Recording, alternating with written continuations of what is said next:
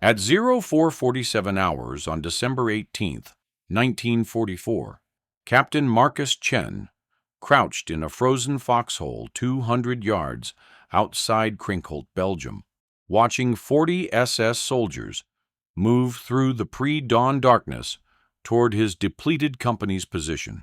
28 years old, West Point graduate, 63 days in combat. He had 87 men left from the 160 he'd brought into the Ardennes. No artillery support, no armor. Radio destroyed by German shellfire 6 hours earlier. The SS platoon advancing toward him belonged to the 12th SS Panzer Division Hitlerjugend. Young fanatics, average age 19, trained since childhood to die for the Reich. They'd broken through American lines at 5 different points in the past 48 hours. They took no prisoners. Chen's intelligence officer had briefed him on their tactics: aggressive frontal assaults, heavy automatic weapons fire, immediate execution of surrendering troops.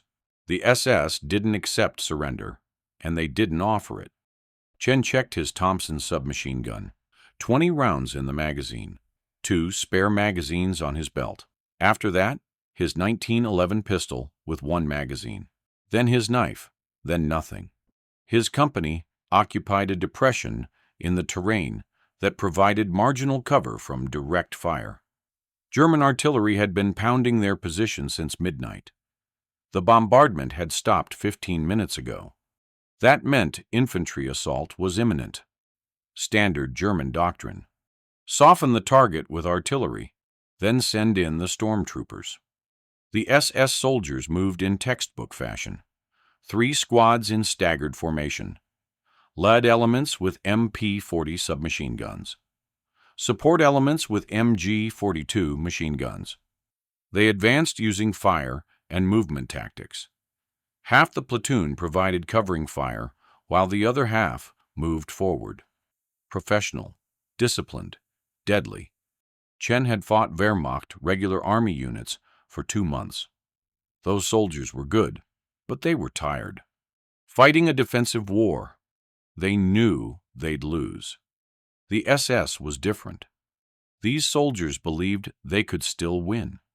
That made them more dangerous than any enemy Chen had faced. His first sergeant, Thomas Kowalski, crawled into the foxhole next to him. 34 years old, Chicago steelworker before the war. 3 combat tours across North Africa, Sicily, Normandy. The most experienced soldier in the company. Kowalski had seen things Chen couldn't imagine. He'd survived campaigns that killed entire battalions. Chen trusted his judgment more than his own. "They're going to hit us hard," Kowalski whispered. "We've got maybe 30 seconds before they're in grenade range." Chen nodded. Standard defensive doctrine said, hold fire until the enemy closed to 50 yards. Maximize the effect of the first volley. But Chen had learned that textbook tactics didn't always work against SS units. These soldiers didn't break easily. They didn't panic under fire.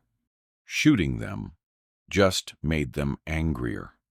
The SS platoon was 150 yards out now. Chen could see individual faces in the growing dawn light. Young faces. Determined faces. Faces that looked almost eager for combat. One soldier in the lad element couldn't have been older than 17.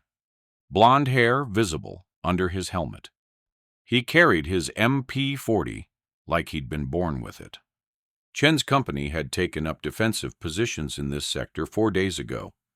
They were supposed to be in a quiet area, rest and refit after the brutal fighting in the Hürtgen forest. Then the German offensive hit. Operation Wacht am Rhein. The Wehrmacht's last major offensive on the Western Front. Over 200,000 German soldiers smashing through the Ardennes in a desperate attempt to reach Antwerp and split the Allied armies. Chen's company had been caught in the maelstrom. They'd fallen back from 3 successive positions. Each time they established a new defensive line, German armor, or SS infantry, broke through. Each withdrawal cost them men. Parker killed by a sniper near Butgenbach. Rodriguez died when a Panzer IV crushed his foxhole. Williams froze to death in a shell crater during a blizzard 2 nights ago. The company was bleeding out. Now they were making their stand here. A nameless depression in frozen Belgian farmland. No tactical significance. No strategic value. Just the place where they'd run out of room to retreat. Battalion headquarters had ordered them to hold this position until relief arrived. Relief that might not come. The entire American front was collapsing. Division headquarters had lost track of half its units. Nobody knew where anyone was anymore. The SS platoon reached 100 yards. Chen could hear their voices now. Guttural German commands. The metallic click of weapons being readied. They knew Americans were in this position. They'd probably watched Chen's company withdraw here yesterday afternoon. Now they were coming to finish the job. Kowalski checked his M1 Garand. 8 rounds in the clip. He had 4 more clips on his belt. "You want me to pass the word to open fire at 50 yards?" he asked. Chen didn't answer immediately. He was thinking about something his tactics instructor had said at West Point. Lieutenant Colonel Morrison, a veteran of World War I. Morrison had spent a semester teaching about psychological warfare. Most cadets thought it was theoretical nonsense. Chen had paid attention. Morrison had told stories about German stormtrooper tactics in 1918, how they'd broken through Allied trenches, using speed, aggression, and psychological intimidation, how they'd overwhelmed defenders who had superior numbers and firepower. Morrison's point was that sometimes the psychological dimension of combat mattered more than the physical dimension. Sometimes you won fights by breaking the enemy's will before you broke their line. Morrison had described a specific incident at Belleau Wood. An American Marine captain facing a German assault had done something completely unexpected. Instead of opening fire immediately, he'd stood up in his trench, completely exposed, and shouted a single phrase in German. The phrase had been meaningless, just random words. But the German soldiers had hesitated. That moment of confusion had allowed the Marines to pour devastating fire into the stalled assault. The attack had collapsed. Chen had asked Morrison what the Marine captain had shouted. Morrison couldn't remember the exact words. The point wasn't the words. The point was the psychological effect. Doing something so unexpected, so contrary to normal combat behavior, that it disrupted the enemy's mental process, created doubt, created hesitation, created opportunity. The SS platoon was 75 yards away now. Time to make a decision. Chen could follow doctrine.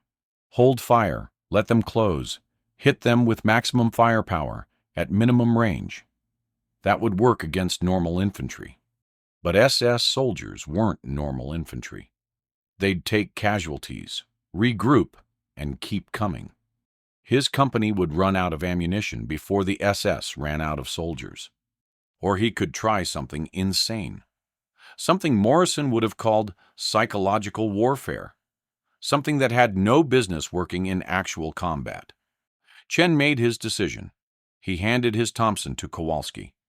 "Hold fire," he said. "Pass the word.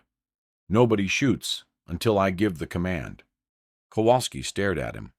"Sir, they're going to be on top of us in—" "Do it," Chen ordered. "Trust me." Kowalski crawled away to pass the order. Chen could hear the confusion in his sergeant's voice as he whispered to the next foxhole. The confusion spread down the line. Soldiers who'd been preparing to fire now held their positions, waiting, not understanding. Chen stood up, completely exposed, silhouetted against the dawn sky. Every SS soldier in that platoon could see him. 40 weapons could have killed him in that instant. He filled his lungs and shouted at the top of his voice in German, "Bayonet Echo!" The words echoed across the frozen field. Bayonet Echo. It meant absolutely nothing. Random words Chen had assembled from his limited German vocabulary. Bayonet, because every soldier understood that word. Echo, because it sounded official. Together they created a phrase that sounded like a military command or code word. Something that should have meaning, even though it didn't. The SS platoon stopped. Not gradually. Not a tactical halt. They just stopped moving. 40 soldiers frozen in place. Chen could see their faces now. Confusion, uncertainty. They were trying to process what they'd just heard, trying to determine if it was a trap, a signal, a warning. The human brain hates uncertainty. When confronted with something unexpected, the first response is to pause and assess, to figure out what's happening before committing to action. Chen gave them 2 seconds to process the confusion. Then he shouted another phrase. Bajonett Echo. Verschiebung 3. Movement 3. More meaningless words, but they sounded like tactical instructions. Like someone was coordinating multiple units for a complex maneuver. The SS platoon leader raised his fist, the hand signal for halt. His soldiers stopped moving completely. They were standing in the open, 70 yards from Chen's position. Perfect targets.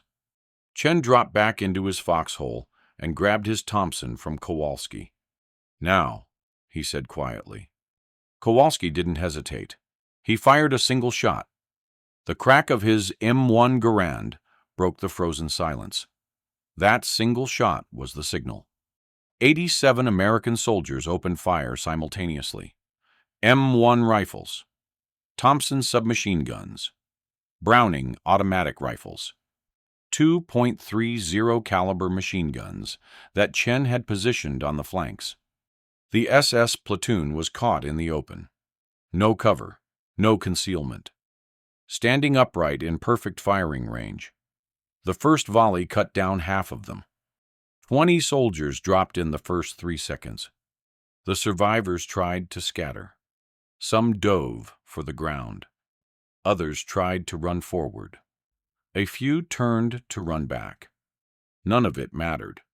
Chen's company had perfect fields of fire. They'd had 4 days to prepare this position. They knew every meter of terrain in front of them. The second volley killed another 10 SS soldiers. The survivors were trying to return fire now, but they were disorganized, confused. They'd expected a normal firefight, exchanging fire with American infantry from defensive positions. Instead, they'd walked into a slaughter. Their training hadn't prepared them for this. Nobody's training prepared them for this. The firefight lasted 4 minutes. When it ended, 38 SS soldiers were dead or dying. 2 had escaped, running back toward German lines. Chen's company had taken 0 casualties. Not a single American soldier had been hit. The SS platoon had never fired an effective shot. Kowalski stared at the carnage. Then he looked at Chen. "What the hell was that, Captain?" Chen didn't answer immediately. He was reloading his Thompson with shaking hands. The adrenaline was hitting him now. Post-combat shock. He'd just done something that had no business working. He'd shouted nonsense words at SS soldiers, and they'd frozen long enough to die. "Psychological warfare," Chen finally said. "Something I learned at the academy. They teach you to shout random German phrases at SS troops? They teach you that the human mind is the first battlefield," Chen said. "Break the enemy's thought process, and you break their attack." Kowalski looked at the dead SS soldiers. "Well, it worked. Jesus Christ, it worked." But Chen knew it shouldn't have worked. The odds of SS soldiers halting their attack because of meaningless words were astronomical. He'd gambled his entire company's survival on a psychological trick that should have failed. If the SS platoon leader had been more experienced, if any of those soldiers had recognized the words as nonsense, they would have continued their attack and overrun Chen's position. The tactic had succeeded because of timing and psychology. The SS platoon had been moving aggressively, high adrenaline, high focus. In that mental state, the human brain is hypersensitive to unexpected information. The soldiers had heard what sounded like a German tactical command from an American position. Their brains had tried to process that contradiction. German words from an enemy position. That shouldn't happen. Therefore, it must mean something. Maybe a trap. Maybe German soldiers behind the American lines. Maybe a counterattack. That 2 seconds of confusion had been enough. Chen had broken their momentum, made them question their situation. In combat, hesitation equals death. The SS platoon had hesitated, and Chen's company had killed them. Word spread through the company within 10 minutes. Captain Chen had used some kind of German code phrase to freeze the SS assault. The story grew with each retelling. By noon, soldiers were claiming Chen had shouted a secret Wehrmacht panic code. By evening, some men swore he'd used a captured SS radio frequency to broadcast false orders. None of it was true, but the legend was taking on a life of its own. Chen didn't correct the stories. Let the men believe what they wanted. Morale was dangerously low. They'd been retreating for 4 days. They'd lost half their strength. They were cold, hungry, exhausted, and scared. If they wanted to believe their captain had some secret weapon against the SS, that was fine. Better to believe in a secret weapon than to believe they were all going to die in Belgium.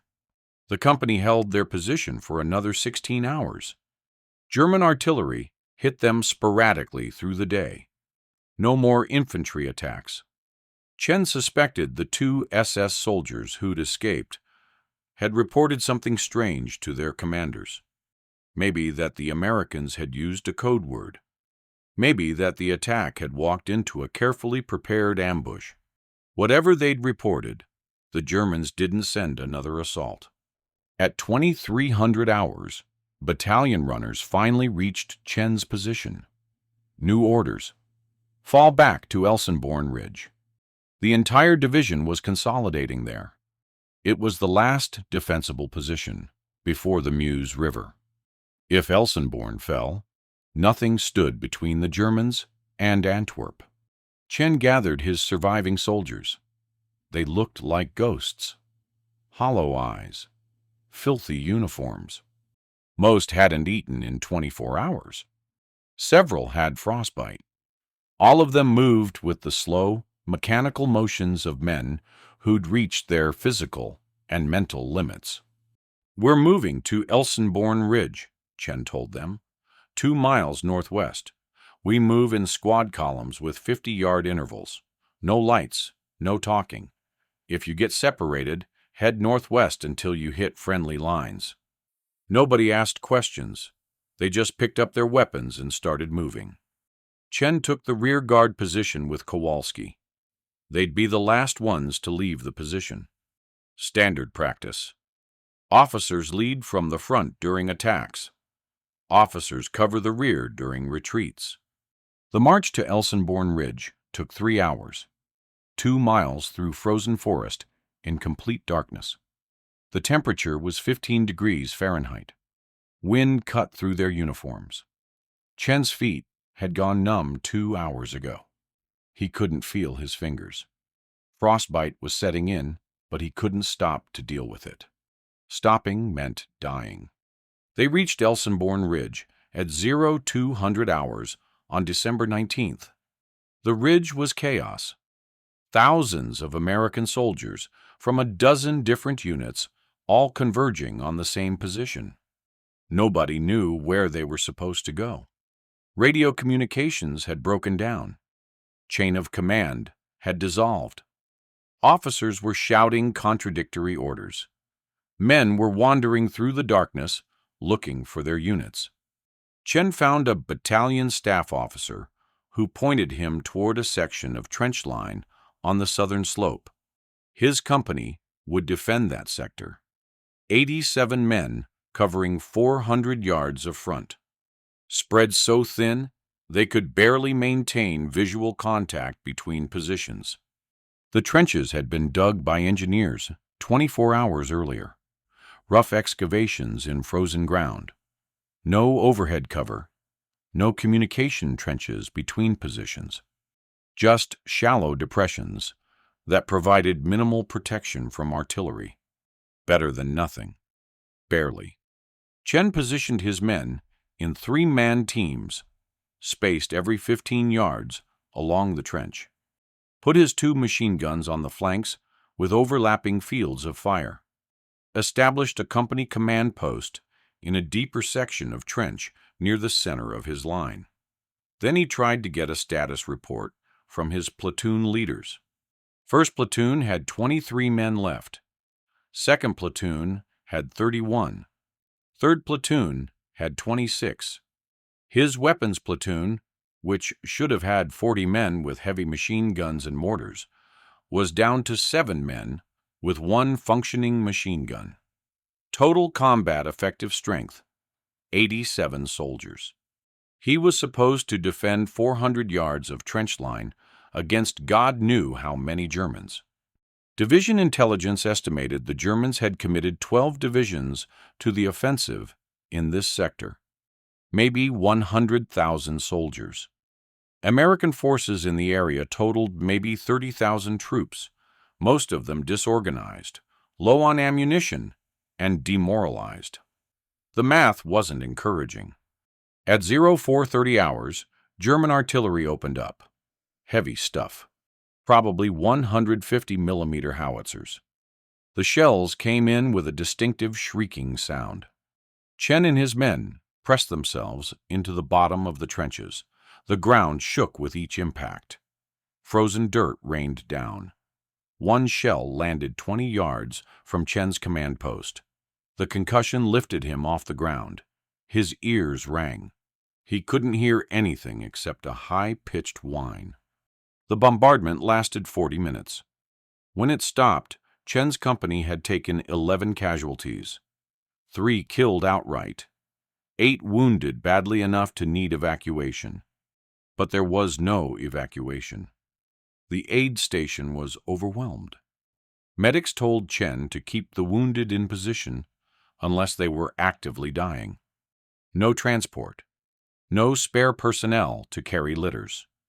The wounded would have to stay in the trenches and die slowly or survive on their own.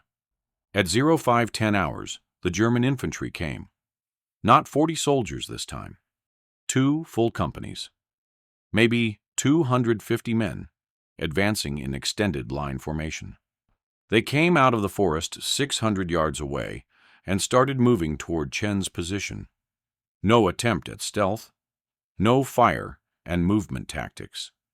Just a straightforward assault. Weight of numbers. Overwhelming force. Chen counted the attackers and did the math in his head. 250 Germans against 76 Americans. 3-to-1 odds. His company would run out of ammunition before the Germans ran out of soldiers. Standard defensive doctrine said you needed 3 attackers for every defender to successfully assault a fortified position. The Germans had that ratio, and more. Kowalski crawled into the command post. "They're going to push right through us," he said. "We don't have enough men to hold this line." Chen knew he was right. They could inflict casualties. They could slow the German advance, but they couldn't stop it.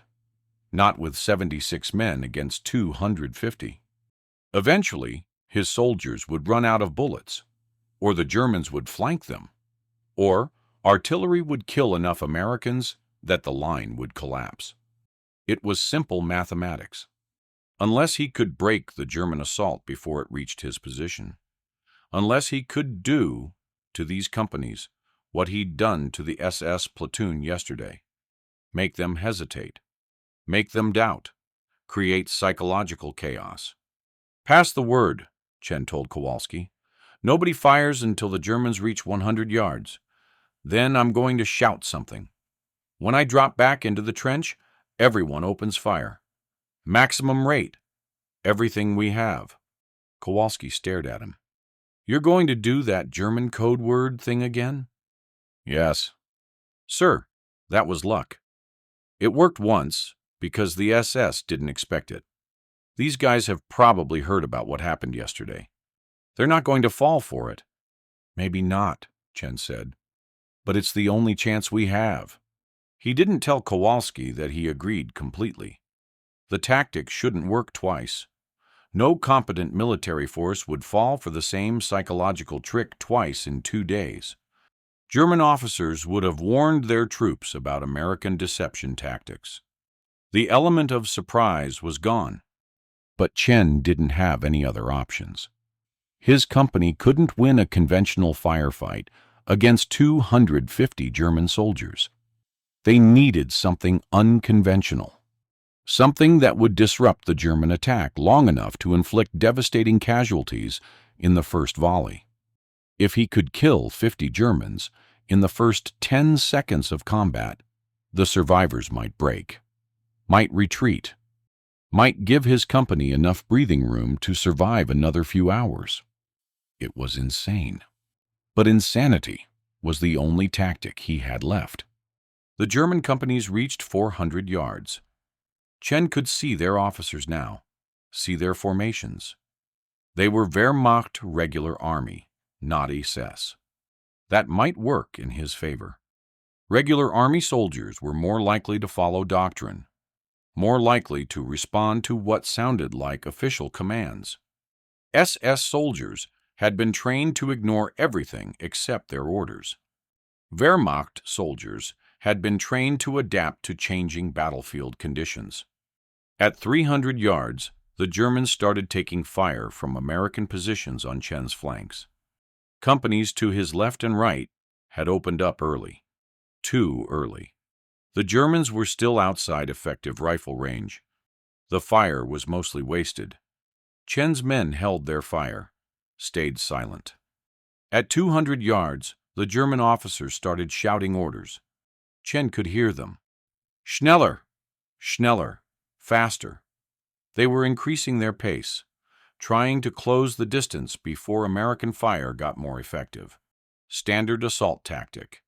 Get inside the defender's effective range as quickly as possible. Minimize exposure to long-range fire. At 150 yards, some of Chen's soldiers were getting nervous.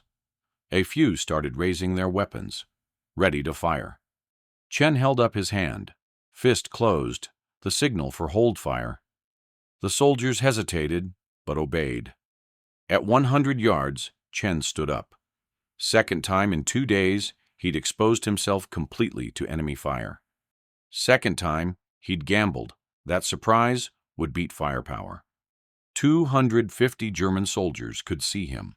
250 rifles and machine guns could have killed him in that instant. Chen shouted at maximum volume. Bajonett Echo! Sector 3. Verschiebung komplett. Sector 3. Movement complete. More random words strung together to sound like tactical commands. This time, he'd added more detail. Made it sound like he was coordinating multiple positions for a complex operation. Like there were other American units hidden somewhere nearby. Like the Germans had walked into something bigger than they expected. The effect was immediate and shocking. The German advance stopped. Not gradually. Not a tactical pause. The entire assault froze in place. 250 soldiers standing in the open, 100 yards from American trenches. Officers were shouting questions. Soldiers were looking around, trying to understand what was happening, trying to process why an American officer was shouting German tactical commands. Chen had 3 seconds, maybe 4. Then German training would override confusion, and they'd either attack or retreat. He used 2 seconds. He shouted again. Different words this time. Bajonett Echo. Feuer frei. Fire free. That was a German fire command. Every Wehrmacht soldier had heard those words 1,000 times in training. It was the order to commence firing. But Chen wasn't giving the order to his own soldiers. He was making the Germans think someone was giving the order to hidden German positions. The psychological effect was devastating. German soldiers heard their own fire command coming from an American position. Their brains couldn't process the contradiction fast enough. Some soldiers started looking behind them, checking for German units they'd somehow missed. Others looked at their officers for guidance. The formation's cohesion dissolved. Chen dropped into the trench and grabbed his Thompson. "Now!" he shouted. "Everything you have!" 76 American soldiers opened fire. M1 rifles, Thompson submachine guns, Browning automatic rifles, 2.30 caliber machine guns. The German companies were caught in perfect killing range. No cover, no concealment. Packed together in assault formation. The first volley dropped 40 Germans. The survivors scattered. Some tried to go forward. Others tried to retreat. A few threw themselves to the ground. The German formation collapsed into chaos. Officers were screaming orders, but nobody was listening. Soldiers were running in every direction. The second volley killed another 30. The third volley broke the attack completely. The surviving Germans were running back toward the forest. Not a tactical withdrawal. A panicked rout. Soldiers throwing away their weapons to run faster. Officers abandoned by their men. Complete disintegration of unit cohesion. Chen's company poured fire into the retreating Germans for another 30 seconds. Then Chen ordered ceasefire. His men were burning through ammunition too fast. They needed to conserve bullets for the next attack. And there would be a next attack. The Germans weren't going to give up because of one failed assault. Kowalski came to the command post. His face was a mixture of shock and disbelief. "Sir, that shouldn't have worked. That should not have worked." "But it did," Chen said. He was reloading his Thompson with shaking hands. The adrenaline crash was hitting him hard. His vision was tunneling. His hands wouldn't stop shaking. "You just stopped 2 German companies with random German words," Kowalski said. "That's not tactics. That's not strategy. That's just—" He couldn't finish the sentence. "Psychology," Chen said. "Warfare is fought in the mind before it's fought on the ground." The body count came in 20 minutes later. Forward observers estimated 70 German dead on the field. Maybe 40 more wounded badly enough to be out of action. 110 casualties from a force of 250. A 44% casualty rate from a single engagement lasting less than 5 minutes. The German assault had been shattered. Chen's company had taken 4 casualties during the firefight. 2 killed, 2 wounded. Remarkably light losses for repelling a company-sized assault. Under normal circumstances, defending forces took roughly equal casualties when fighting at numerical disadvantage. Chen's men should have lost 20 or 30 soldiers in that engagement. Instead, they'd lost 4. The psychological trick had worked again. Chen still couldn't believe it. The odds of the same tactic succeeding twice against different German units were absurdly low. German officers should have warned their troops. Intelligence officers should have briefed soldiers about American deception tactics. Someone should have recognized the words as nonsense, but nobody had. The human brain's vulnerability to unexpected information had trumped training and experience.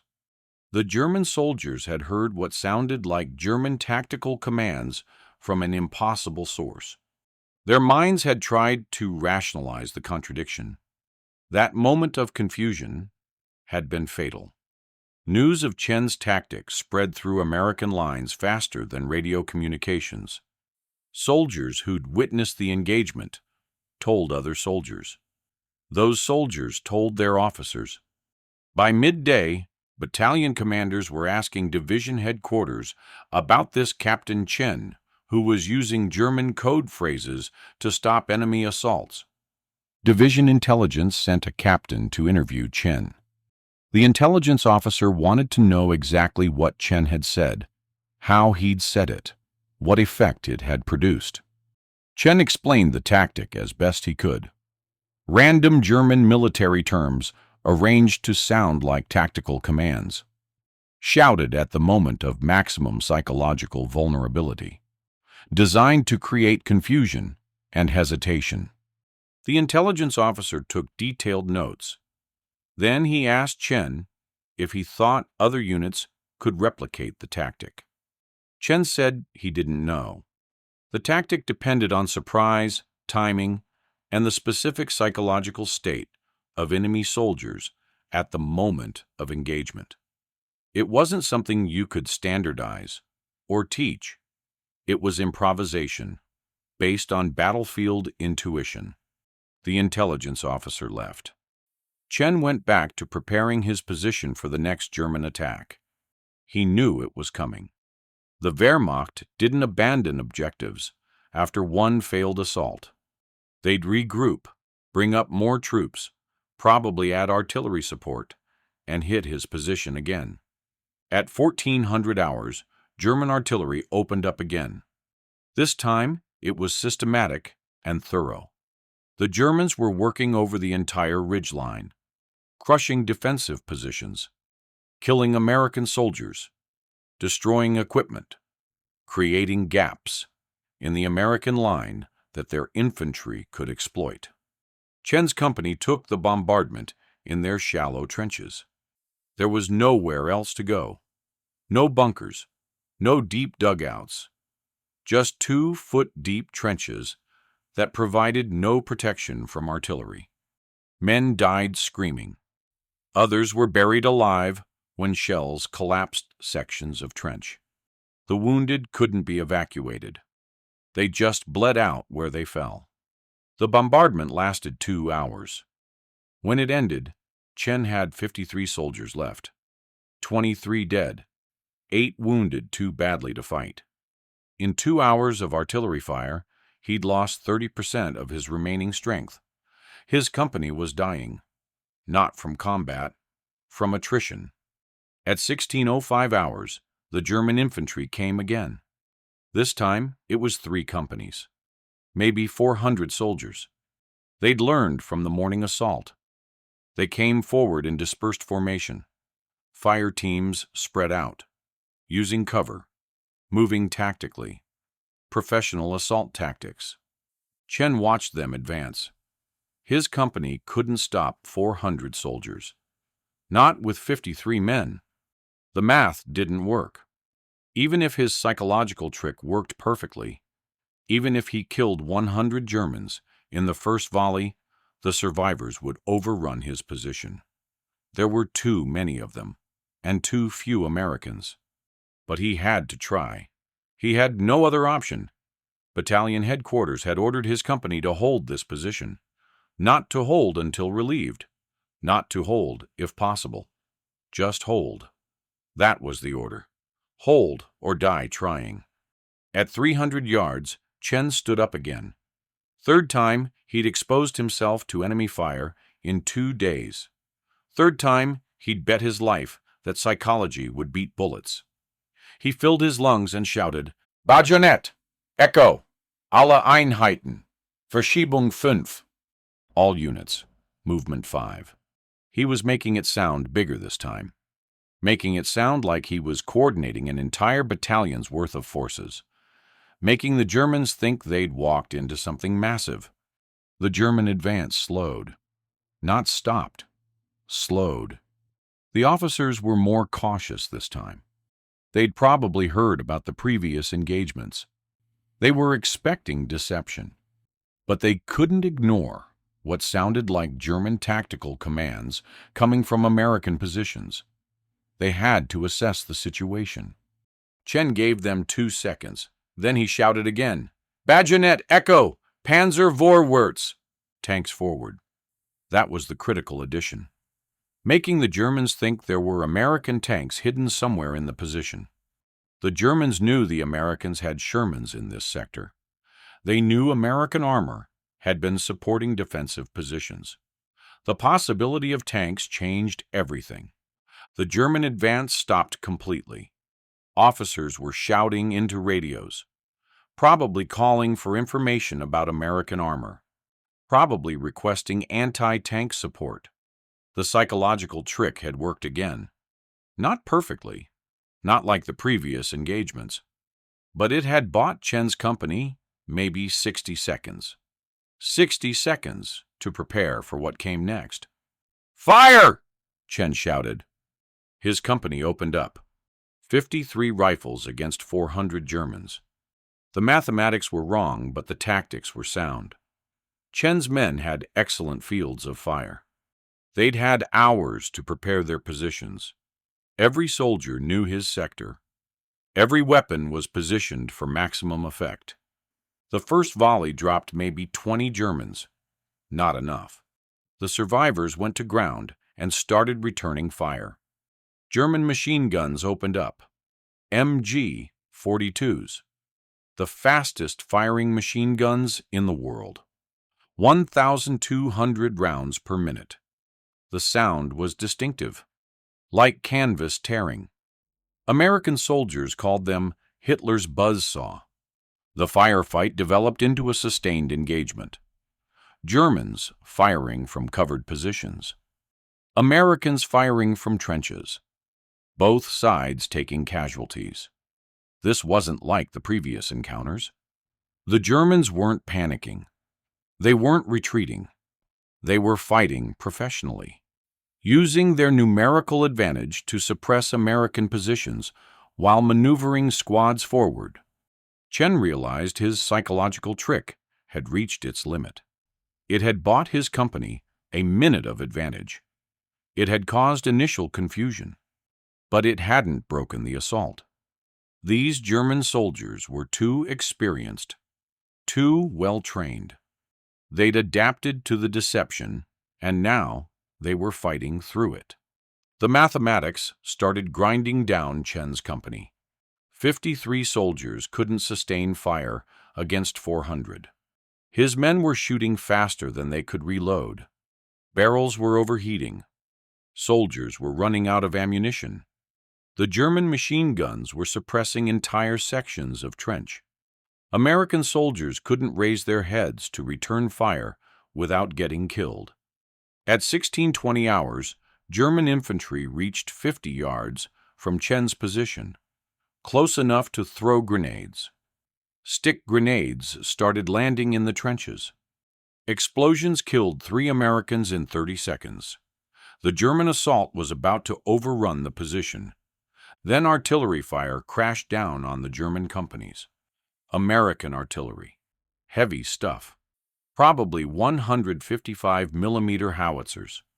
The shells landed with devastating precision, right in the middle of the German assault formations. Entire squads disappeared in explosions. The German advance disintegrated under the bombardment. Chen grabbed his radio handset, but the radio was still destroyed. He hadn't called for artillery support. He couldn't have called for it. Someone else had brought the fire down. Someone who'd seen the German assault and directed American guns onto the target. The artillery fire lasted 3 minutes. When it stopped, the German assault was finished. Bodies littered the field. Survivors were retreating back toward the forest. The threat to Chen's position was over for now. A runner came to Chen's command post 10 minutes later. A private from battalion headquarters. He told Chen that division artillery had observed the German assault building up. They'd been prepared to fire support missions for units on Elsenborn Ridge. When they saw the Germans massing against Chen's sector, they'd drop the fire mission without waiting for a formal request. Chen's company had been saved by alert artillery observers. Chen's company had survived. Barely. He had 41 soldiers left. 12 had been killed in the firefight. 6 more wounded. The company had started the day with 87 men. Now, it was down to 41 combat-effective soldiers. Less than half strength. Almost non-viable as a fighting unit. But they'd held their position. 3 German assaults broken. Maybe 200 German casualties inflicted. The line hadn't broken at Chen's sector. That was something, not victory, just survival. But in December 1944, in the Ardennes, survival counted as success. Kowalski came to the command post at 1700 hours. He looked like he'd aged 10 years in one day. His uniform was filthy. Blood on his sleeves from helping wounded soldiers. His hands were shaking. Combat fatigue. Every soldier had it. Chen probably looked the same. "How many times you think that German phrase trick is going to work?" Kowalski asked. "It already stopped working," Chen said. "That last assault, they adapted to it. They slowed down, but they didn't stop. Next time, it might not work at all." "So what do we do next time?" Chen didn't have an answer. His psychological tactic had reached its tactical limits.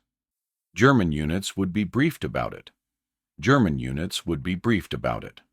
Officers would warn their soldiers about American deception tactics. The element of surprise was gone. The tactic that had saved his company 3 times would become useless. But for one day, it had worked. For one day, Chen had used psychology instead of firepower to hold off German assaults that should have destroyed his company. Morrison would have been proud. The German offensive continued for another 6 weeks. Chen's company held Elsenborn Ridge through Christmas, through New Year's, through the coldest winter Belgium had seen in 50 years. They never retreated from that position. The ridge became the northern shoulder of the Allied defense. The Germans never broke through. Chen used his psychological tactic twice more during the battle. Both times it produced diminishing results. The Germans had adapted. By January, shouting German phrases just drew more fire. The trick had a tactical lifespan of about 4 days before enemy intelligence caught up. But those 4 days mattered. Chen's company suffered 73% casualties during the Battle of the Bulge. They started with 160 soldiers. They ended with 43. But they'd held their assigned sector. They'd stopped multiple German assaults. They'd bought time for American reinforcements to arrive and stabilize the line. After the battle, Division Intelligence compiled a report on Chen's psychological warfare tactics. They interviewed soldiers who'd witnessed the engagements. They analyzed German prisoners who'd been part of the units Chen had confused. The report concluded that Chen's tactic had worked because it exploited a fundamental vulnerability in military training. Soldiers are trained to respond to certain stimuli in certain ways. When they hear specific commands or code words, they execute specific actions. That training creates pattern recognition in the brain. When something matches the pattern but comes from an unexpected source, the brain tries to reconcile the contradiction. That reconciliation takes time. In combat, time equals death. Chen's tactic had worked because he'd used the enemy's own training against them. He'd spoken their language, used their terminology, mimicked their command structure. For a few critical seconds, German soldiers had heard what sounded like familiar orders from an impossible source. Their trained response was to pause and assess. That pause had been fatal. The report recommended teaching similar psychological tactics to other officers. but the recommendation was never implemented. The tactic was too situational, too dependent on surprise, too unreliable. It worked once or twice against unprepared enemies. After that, it became useless. Army doctrine favored tactics that worked consistently, regardless of enemy awareness. Chen survived the war. He stayed in the army, served in Korea, retired as a colonel in 1962. He never talked much about the Battle of the Bulge. When pressed, he'd mention Elsenborn Ridge, mention holding defensive positions, mention the cold. He rarely mentioned the psychological warfare tactics. In 1981, Chen attended a reunion of Elsenborn Ridge veterans. 70 men who'd survived that frozen hell in Belgium. They swapped stories, remembered friends who'd died, drank too much, and tried to explain to younger people what it had been like. Someone asked Chen about the German code phrase trick. The story had become legend among the survivors. Some men remembered it as Chen shouting secret Wehrmacht passwords. Others remembered it as captured radio codes. A few swore Chen had actually coordinated with German deserters to create confusion. Chen told them the truth. Random German military terms arranged to sound like tactical commands. No secret passwords, no radio codes, no German deserters, just psychology. Just exploiting the human brain's vulnerability to unexpected information. Just buying a few seconds of confusion at the moments when his company most needed them. Most of the veterans didn't believe him. The story had grown too large. The legend had replaced the reality. They wanted to believe their captain had possessed some secret weapon, some special knowledge that had saved their lives. They didn't want to believe survival had come down to random German words shouted at exactly the right moment. But Kowalski believed him.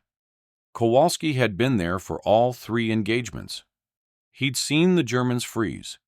He'd seen them die. He understood that warfare wasn't always about firepower and tactics. Sometimes it was about psychology, about breaking the enemy's thought process, about creating doubt at the exact moment when certainty mattered most. You saved the company with those phrases, Kowalski told Chen that night. Doesn't matter if it was random words or secret codes. What matters is it worked when we needed it to work. Chen nodded. That was true. The tactical analysis didn't matter to the men who'd survived. They didn't care about psychological warfare theory or exploitation of trained responses. They just knew their captain had done something that stopped German assaults long enough for them to survive another day. Chen died in 1998 at age 82. His obituary mentioned his Distinguished Service Cross, his 2 Silver Stars, his 30 years of service. It mentioned he'd commanded a company during the Battle of the Bulge, held defensive positions on Elsenborn Ridge, survived one of the war's bloodiest engagements. It didn't mention the psychological warfare tactics, didn't mention shouting German phrases at enemy soldiers, didn't mention using the enemy's own training against them. Those details had been buried in classified intelligence reports that few people ever read. But the men who'd served with Chen remembered. They remembered their captain standing up in the middle of firefights, completely exposed, shouting phrases that made no sense but somehow stopped German assaults. They remembered surviving because someone had been smart enough, desperate enough, or crazy enough to try psychological warfare when conventional tactics had failed. Kowalski died in 2002. Before he died, he gave an interview to a military historian researching the Battle of the Bulge. He told the story of Chen's psychological tactics. The historian was skeptical. The tactics sounded too much like Hollywood fiction. Too unrealistic. Too convenient. But Kowalski insisted it was true. He'd been there. He'd seen it work 3 times in one day. He'd seen German soldiers freeze in the open because an American captain shouted random German words at them. He'd seen trained SS and Wehrmacht troops stop their assaults because they'd heard familiar commands from impossible sources. The historian included the story in his book. Most readers assumed it was embellished, a legend that had grown over decades, a story that sounded better than the boring reality of defensive combat. Few people believed an officer had actually stopped German assaults by shouting nonsense. But it had happened, not because Chen was particularly brilliant, or because the tactic was particularly sophisticated. It had happened because warfare is psychological before it's physical, because the human mind is vulnerable to unexpected information, because trained responses can be exploited, because sometimes the best weapon isn't a gun or a tank or an artillery barrage. Sometimes it's just words shouted at the right moment in the right language by someone desperate enough to try. The Battle of the Bulge lasted 41 days. American forces suffered 75,000 casualties. German forces suffered 100,000. It was the largest and bloodiest battle fought by the United States in World War II. Thousands of small unit actions contributed to the Allied victory. Most were forgotten. Most were never documented properly. Most disappeared into classified files that nobody ever read. Chen's psychological warfare tactics were one of those forgotten pieces, a tactic that worked for 4 days against unprepared German units, a tactic that saved one company from being overrun 3 times in 24 hours, a tactic that exploited the human brain's vulnerability to confusion. The U.S. Army never formally adopted Chen's tactics. Too unreliable, too dependent on surprise, too difficult to teach. But individual officers heard the stories. They passed them along. During the Cold War, psychological operations specialists studied what Chen had done. They analyzed the mechanisms. They developed more sophisticated versions of the same principle. Modern military doctrine includes psychological warfare as a core component, deception operations, misinformation campaigns, exploitation of enemy command and control vulnerabilities. All of it traces back to the same fundamental insight Chen stumbled upon in a frozen Belgian field. The human mind is the first battlefield.